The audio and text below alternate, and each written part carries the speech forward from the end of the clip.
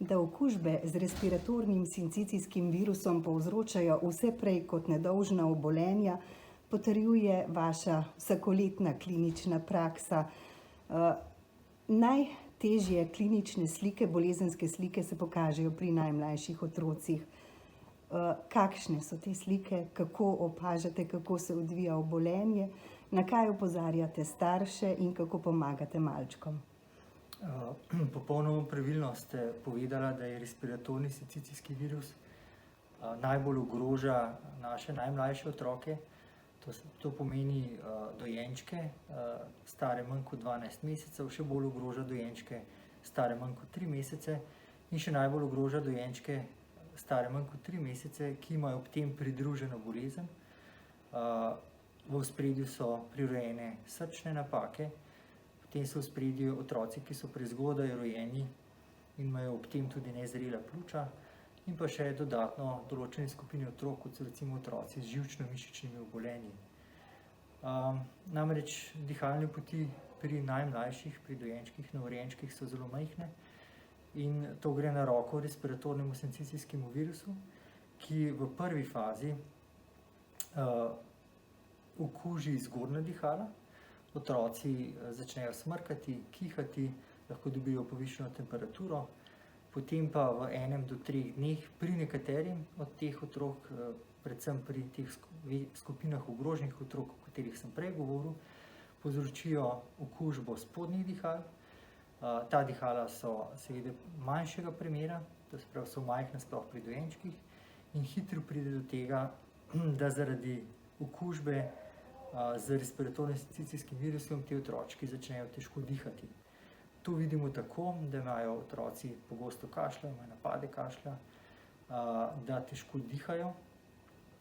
Seveda nam dojenčki tega ne znajo povedati, da težko dihajo, to lahko prepoznamo po tem, da zelo hitro dihajo, da stokajo, da ob tem ugrezajo, kot rečemo zdravniki, pomožne dihalne mišice, kar pomeni, da vidimo ugrezanje prsnega koša med rebri, kimanje z glavo, ugrezanje odprtine v vratu, da ne morejo pojesti svojega obroka, recimo dojeni otroci tipično ne pojejo 100-150 ml maminega mleka, ampak se ustavijo na polovico ali sploh niso sposobni sesanja. Skratka, da se jim vidi, da so bolj zaspani, nezainteresirani za hrano, za okolico.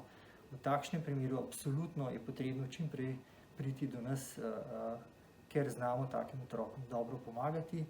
Ob tem je na prvem mestu potreba po dodatnem kisiku v zraku, dodatno potrebujejo ponavadi infuzijsko zdravljenje, zaradi tega, ker pač niso sposobni pojesti svojih obrokov hrane, in dodatno potrebujejo respiratorno fizioterapijo, natančni monitoring in opazovanje, odvzemanje krvnih preiskav in na podlagi kliničnega stanja in naslednjih dni potem vidimo, ali potrebujejo še na žalost kakšno dodatno, bolj intenzivno terapijo, to je mehanično ventilacijo, se pravi dihanje s pomočjo respiratorja. In koliko časa v povprečju traja hospitalizacija pri najtežjih oblikah okužbe z RSV-jem? To je težko napovedati vnaprej, lahko vam pa iz svežih izkušenj povem, da recimo je bil otrok mehanično ventiliran 14 dni. Na srečo se je zgodba zelo lepo končala in otrok zdaj že diha sam, brez dodatka, brez pomoči respiratorja. Skratka, potreba po intenzivni noti lahko traja dolgo časa, tudi več dni oziroma celo teden, 2. Večina teh otrok, pri čemer pride do okužbe tudi spodnjih dihal, lahko dodatno oboli še za sekundarno bakterijsko okužbo in rabi še dodatno antibiotično zdravljenje.